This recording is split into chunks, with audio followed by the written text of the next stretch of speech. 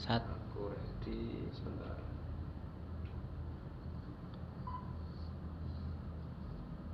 Satu, dua, tiga, ready. Assalamualaikum warahmatullahi wabarakatuh. Selamat sore sahabat NU Cilacap dan seluruh pemirsa. Semoga semuanya sehat, bahagia, puasanya lancar, dan Ramadan tahun ini menjadi Ramadan versi terbaik kita. Berbicara tentang Ramadan versi terbaik ini pemirsa, pada hari ini kita ada narasumber yang begitu luar biasa. Beliau Bapak Kiai Haji Muhammad Taufik Hidayatullah SAG. Teman-teman dan sahabat NU Cilacap, bagaimana nih agar Ramadan kita tahun ini lebih berkualitas dan menjadi Ramadan versi terbaik kita? Maka tentunya apa sih hukum dan adab puasa? Dan ini akan disampaikan oleh beliau Bapak Kiai Haji Muhammad Taufik Hidayatullah SAG. Selamat sore Bapak. Selamat sore. Assalamualaikum Waalaikumsalam warahmatullahi wabarakatuh. Kami persilahkan Bapak untuk membagikan ilmunya untuk seluruh pemirsa dan teman-teman juga sahabat NU Cilacap. Baik, Assalamualaikum warahmatullahi wabarakatuh. Bismillah, Alhamdulillah, Assalatu wassalamu ala Rasulillah wa ala alihi wa sahbihi wa man tabi'a sunnatahu wa jama'atah min yamina hadha ila yamin bi'sah wa nahdah. Rabbi israh li sadri wa yassir li amri wahlul 'uqdatam min lisani yafqahu qawli. Amma ba'd. Sahabat NU Cilacap yang kami muliakan, bulan Ramadan adalah bulan yang istimewa, bulan yang luar biasa yang disebut sebagai Syahrul Mubarakah, bulan yang penuh berkah. Mengapa disebut sebagai Syahrul Mubarakah? Karena al-amalus sholih fihi mubarakun. Karena amal soleh di bulan puasa ini dilipat gandakan pahalanya, dilipat gandakan kebaikannya, sehingga oleh karenanya maka disebut sebagai Syahrul Mubarak. Yang kedua, bulan Ramadan itu juga disebut sebagai Syahrul Quran, karena di bulan Ramadan inilah pertama kali Allah Subhanahu wa taala menurunkan Al-Quran pada dua tahap. Pertama pada peristiwa yang disebut dengan Lailatul Qadar, yakni turunnya Al-Quran dari Lauh Mahfuz ke Sama'ul Ardi, ke Sama'ud Dunya, ke langit dunia. Yang kedua disebut dengan Nuzulul Quran, yakni turunnya Al-Quran pertama kali dari langit bumi Sama'ul Ardi kepada Rasulullah Muhammad SAW melalui malaikat Jibril, yang itu semua ahli tafsir menyebutkan terjadi di bulan Ramadan, yakni Yaumal Taqal Jam'an, hari di mana terjadinya pertemuan dua pasukan besar, yang ini mengacu pada terjadinya perang besar, perang pertama yang menentukan antara kebesaran Islam apakah akan terus berlanjut atau berhenti, yakni perang Badar, di mana pada bulan Ramadan tanggal 17. Tentu ini luar biasa. Ramadan ini orang Islam berpuasa. Tanggal 17 itu tanggal di mana daya tahan kita, karena 17 hari berpuasa itu sedang tidak di puncak-puncaknya, dan berada di lokasi di dekat Madinah yang rata-rata suhu panas di sana itu 41 sampai 43 derajat Celcius. Maka Ramadan ini juga berarti membakar. Qad ramida hadzal yaum. Sungguh panas hari ini sangat menyengat. Nah, kalau di sini nggak panas ya. Nah, kalau di Madinah, betapa perperangan antara umat Islam dan kaum musyrik terjadi di bulan Ramadan, sesuatu yang sangat berat. Dan pada tanggal 17 Ramadan itu, sebagian besar ahli tafsir menyebutkan itulah awal pertama Al-Quran turun di Gua Hira, yakni turunnya surat Al-Alaq ayat 1 sampai dengan 5. Iqra bismi rabbikal ladzi khalaq, khalaqal insana min 'alaq, iqra wa rabbukal akramul ladzi 'allama bil qalam, 'allamal insana ma lam ya'lam. Disebut juga dengan Syahrus Syami, bulan untuk menahan diri, karena asyam atau di dalam bahasa kita dikenal dengan puasa. Puasa itu bukan bahasa Arab. Puasa itu mengambil dari kata upawasa. Upa itu mencari, Wasya itu keridhaan zat yang maha kuasa. Ini amaliyah yang kalau di konteks Nusantara ini biasa dilakukan oleh orang-orang Jawa asli, orang Nusantara dari agama Jawa asli, agama Kapitayan. Dan ada kesesuaian bagaimana mengendalikan nafsu, bagaimana mengendalikan keinginan-keinginan, hasrat-hasrat dan lain-lain. Tidak, kalau di Jawa itu tidak hanya min tulu'is samsi ila ghurubiha, tidak dari terbitnya matahari sampai tenggelamnya matahari. Bahkan berpuasa di agama Kapitayan itu ada macam-macam variasinya. Maka kalau ditanyakan apa sih hukumnya saum, apa sih hukumnya puasa, tentu sudah tegas dan jelas dalam Al-Quran. Puasa itu hukumnya wajib. Disebutkan di dalam Al-Quran surat Al-Baqarah, ya ayyuhalladzina amanu kutiba alaikumusyiyamu kama kutiba alal ladzina min qablikum la'allakum tattaqun. Wahai orang-orang yang beriman, nidanya, panggilannya, pesannya, perintahnya adalah kepada alladzina amanu, orang-orang yang beriman. Tentu kalau panggilannya itu untuk orang-orang yang beriman, siapa yang tidak mengikuti panggilan ini, maka bisa disebut jangan-jangan ia tidak beriman, atau jangan-jangan imannya lemah. Kutiba itu asal katanya kataba, artinya tertulis. Tertulis itu menjadi perintah, diwajibkan, telah jatuh perintah untuk melaksanakan. Bagi siapa? Alaikum, bagi kalian semua orang-orang yang beriman. Perintah untuk apa? Asyam. Asyam itu apa? Menahan diri. Al-imsaku anil akli was-surbi wal jima'i min tulu'is samsi ila ghurubiha. Menahan diri dari makan, menahan diri dari minum, menahan diri dari bersetubuh dari sejak munculnya matahari fajar sampai dengan tenggelamnya matahari maghrib.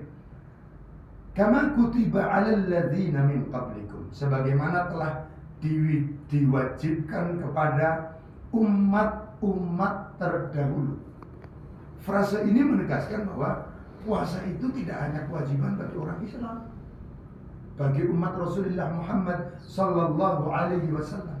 Kewajiban itu sudah ada dari umat-umat terdahulu, dari nabi-nabi terdahulu. Maka dengan demikian, puasa ini adalah keberlangsungan, keberlanjutan daripada ajaran agama, yang dalam hal ini tentu agama tauhid. Seluruh agama yang itu bersumber dari tauhid, mengesahkan Allah, maka dia diwajibkan puasa. Teknisnya aja yang berbeda. Ada yang teknisnya mengambil puasa kalau misalnya di Al-Quran itu ada kisah salah satu nabi itu berpuasa dengan cara Allah yatakallaman nas, untuk tidak berbicara dengan manusia. Itu kalau di Jawa istilahnya puasa bisu. Iya, bisu. Gak boleh ngomong apa-apa. Ada yang sama sekali tidak boleh menyentuh perempuan. Kalau di agama Hindu misalnya, mereka punya pemimpin agama, ada namanya bhikkhu, ada yang namanya biksu samanera.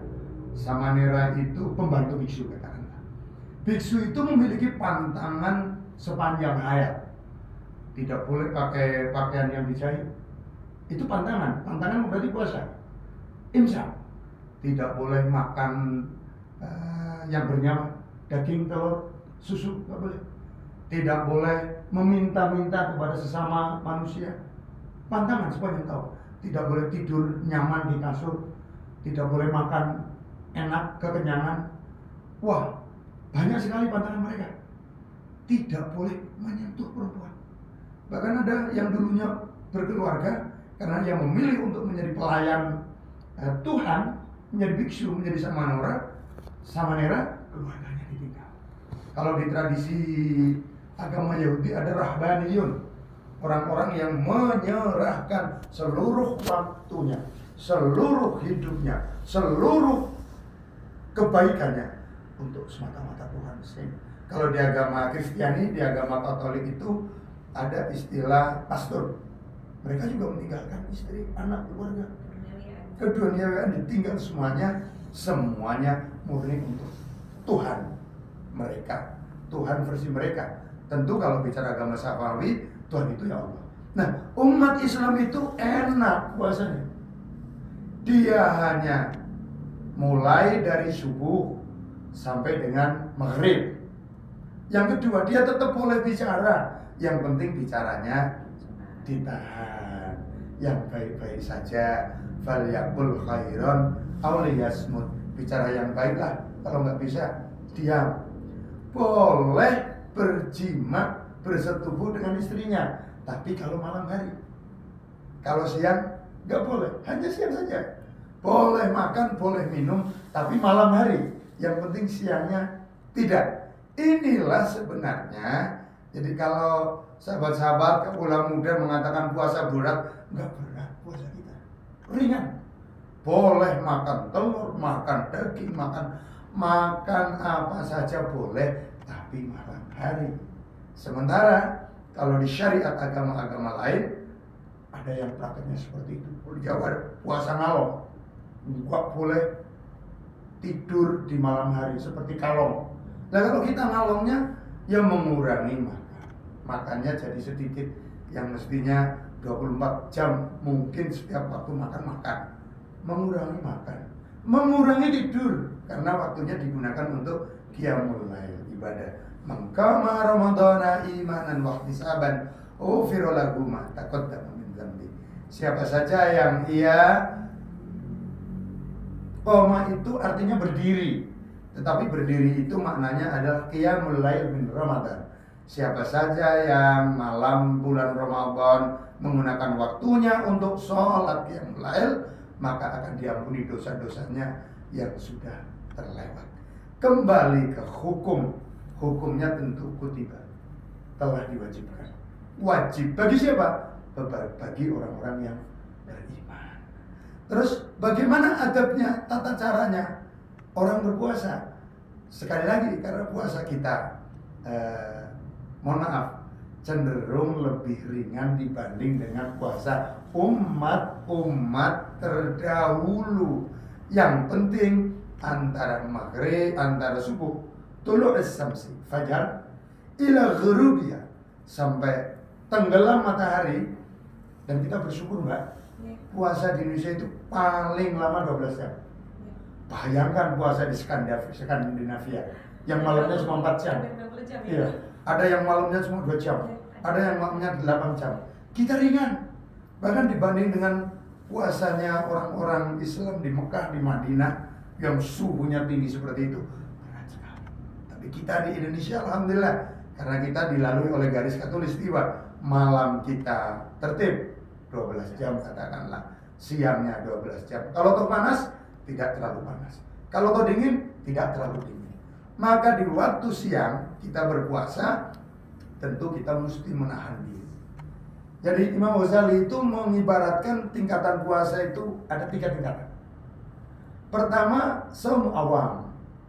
Puasanya orang umum, orang biasa saja. Yang penting siang nggak makan, nggak minum, tidak gaul dengan, tidak menggauli istri. Itu puasanya kelas awam lah. Jadi menahan diri perut dari kemasukan air, kemasukan makanan, dan menahan kemaluan dari melakukan hal seperti itu.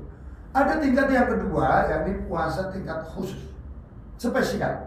Tidak hanya kaful batni minat to'ami was surbi, tidak hanya menahan makan, minum, menahan haus, tetapi puasa khusus adalah ia menahan ucapannya dari bicara yang tidak baik, menahan penglihatannya dari melihat hal-hal yang tidak baik, menahan pendengarannya dari mendengar hal-hal yang tidak baik yang berpotensi merusak pahala suara. Mohon maaf, merusak pahala puasa, pahala suara. Dan ada tingkat yang tertinggi, khawasil khas, puasa kalangan spesial, kalangan khusus, di mana ia memusatkan segala akal, pikiran, ucapan, hati, dan seluruh jiwa raganya betul-betul untuk bertakarrub kepada Allah Subhanahu wa taala. Jauh di atas puasanya kelas awam, apalagi puasa kelas spesial, kelas khusus. Ini puasa kelas super spesial. Jadi karena puasa itu wajib, tentu yang meninggalkannya dengan sengaja tanpa uzur dia terkena hitam dosa dan harus mengganti di hari yang lain, di bulan yang lain. Karena apa? Puasa ini disebut dengan puasa Ramadan. Disebutkan dalam Al-Quran, Syahrul Ramadan alladzi unzila fihi al-Qur'anu hudan lin-nasi wa bayyinatin minal huda wal furqan. Bulan Ramadan adalah bulan di mana diturunkan di dalam bulan tersebut Al-Quran. Untuk apa Quran diturunkan? Hudan lin-nasi, sebagai petunjuk bagi manusia. Wa bayyinatin minal huda, dan sebagai penegas, penjelas dari petunjuk tersebut, wal furqan, dan sebagai pembeda. Pembeda apa? Antara yang hak dengan yang batil, antara yang haram dengan yang halal, antara yang boleh dengan yang tidak boleh, antara yang baik dengan yang buruk. Faman syahida minkum syahra falyasum. Maka siapa saja yang syahidah. Syahidah itu maknanya dua. Syahidah makna pertama, misalnya Imam Jalaluddin As-Suyuti, Imam Suyuti itu hadir, ada, tidak sedang bepergian. Syahidah dalam pengertian hadir, ada, tidak sedang bepergian, maka artinya bagi yang bepergian ia mendapatkan keringanan atau disebut dengan rukhsah. Syahidah yang kedua dalam keadaan sehat, bisa melaksanakan, tidak sakit. Maka dengan demikian, walaupun ia ada tapi ia sakit, ia boleh tidak berpuasa. Tapi ketentuannya sekali lagi, ketentuannya harus mengganti di hari yang lain. Kalau bagi perempuan, bagi mbak-mbak, bagi ibu-ibu, karena dia punya rutinan bulanan, orang yang haid itu haram berpuasa. Maka dia tidak harus berpuasa, harus tidak berpuasa, tetapi harus mengganti di hari yang lain. Fal yasum, maka berpuasalah. Bagi yang syahidah. Syahidah yang pertama itu dimaknai siapa saja yang yakin dengan kesaksian bahwa bulan Ramadan telah datang, maka ia wajib berpuasa. Maka kemudian ada mekanisme penentuan awal Ramadan dengan apa yang disebut dengan ru'yatul hilal. Ru'yah itu artinya melihat, hilal itu artinya bulan. Loh, sudah masa modern kayak gini, sudah zaman internet, masa masih melihat? Loh, perintahnya begitu. Apakah orang-orang Ahlussunnah wal Jamaah Nahdiyah terutama gak bisa ilmu hisab? Mereka ahli ilmu hisab, ahli ngitung Ramadan tahun 2500 bisa, Lebaran 2500 bisa. Namanya ilmu hisab. Tetapi ilmu hisab tidak bisa berdiri sendiri, karena perintahnya jelas dan tegas. Sumu li ru'yati wafturu li ru'yati. Berpuasalah engkau karena sudah melihat bulan. Gak cuma asal melihat. Ilmu falak, ilmu hisab menentukan sudut elongasi bulan itu di mana, kelamaannya berapa menit, berapa detik. Itu ilmu hisab. Maka kalau salah lihat, jangan-jangan yang dilihat bukan hilal, tetapi yang dilihat itu az-zahra, bintang kejora. Itu nggak boleh. Makanya sumu, berpuasa engkau liru yati, karena sudah melihat bulan, karena yakin bulan sudah terlihat. Waftiru, dan berbukalah engkau, berlebaranlah engkau liru yati, karena hilal bulan Syawal sudah terlihat. Saya kira itu mudah-mudahan bermanfaat. Intinya hukum puasa wajib. Bagi siapa? Bagi orang yang beriman, mukmin. Maka yang tidak beriman, dia tidak wajib. Ya, iman itu lebih tinggi daripada Islam derajatnya. Karena apa? Bukan lebih tinggi derajatnya daripada Islam, lebih luas cakupannya daripada Islam. Berpuasa itu ada 3 tingkatan. Mudah-mudahan kalau kita tidak bisa kelasnya khawasil khawas, kelas super spesial, ya setidaknya kita puasa kelasnya khusus khawas. Kalau itu tidak bisa, ya puasa awam lah, puasa kelas umum. Tapi jangan kemudian alasan tidak berpuasa. Saya kira itu. Terima kasih dan mohon maaf. Wallahul muwaffiq ila aqwamit thoriq. Wassalamualaikum warahmatullahi wabarakatuh.